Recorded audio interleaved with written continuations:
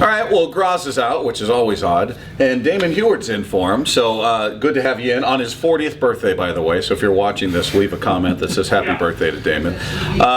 We hit all kinds of things today. We talked some Mariners, we talked some Seahawks, and we talked some Huskies, obviously, about expectations for the team and Sark and the year coming up. And you know, a lot of those expectations center around guys you count on and key members of this team. And one of them, unfortunately, made the news, and there aren't a lot of details out there. But tell us what you think. Give us what you can on Kasen Williams and what happened, and moving forward, how you expect Sark to handle that, as opposed to what we've seen from some other programs out there. Right. Well, you know, I don't know exactly all that happened, but obviously there was an incident in Chelan County over Memorial Day weekend with Kasen Williams.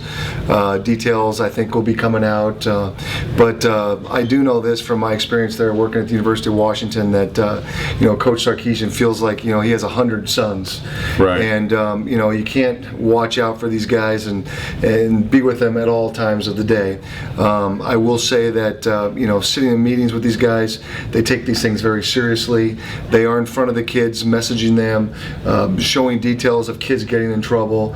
I don't think this is indicative of Kasen, of Austin Safarian Jenkins and his hiccup. You know, it was a big deal, a serious deal. But these are two good kids. Kids that get good grades, that have made some bad mistakes, some bad decisions, and they will be disciplined. There's no doubt about it. But you know, I give Coach Sark a lot of credit for cleaning up this program. We have not been in the news with a lot of troublemakers, you know, compared to the University of Florida, for example. Over the Urban Meyer career, he had 31 arrests in 5 years. So, you know, I think this is something that we take very seriously at the University of Washington. We'll get cleaned up. We'll take care of internally and get kids going in the right direction. But you know, and this is something we've always talked about on the show, and fans will get upset with, even at the pro level. Pete Carroll, his programs run amok, and you know, even at the college level, you got all these kids, as you talked about, 100 sons out there. And at some point, if you're going to be realistic, you got one guy out there that's supposedly going to be responsible for everybody's actions off the field. I just don't ever know, even Urban Meyer, I just don't know how realistic that is. You can question, all right, are they bringing in the right character kids? But we're using the operative word here, kids. Kids are going to make mistakes. Now, NFL level, I hold those guys to a different standard. You're talking about kids. I just don't know what else Urban Meyer, unless he just goes for a completely different type of athlete, Steve Sarkisian. It doesn't matter the head coach. I don't know what else he could do. What are you going to do that's going to make this completely null and void? This will never happen. I don't think there is any. There isn't, and you're right. When you say they're kids, they're kids. They're a lot of them away from home for the first time, you know, 18, 19, 20 years old. You go back to some of the decisions you made when you were that age. You know, still making poor decisions. Exactly. So, you know, you're right. Can you ever, you know, get your hands completely around the issues and the problems and the pressures of today's society? No, probably not.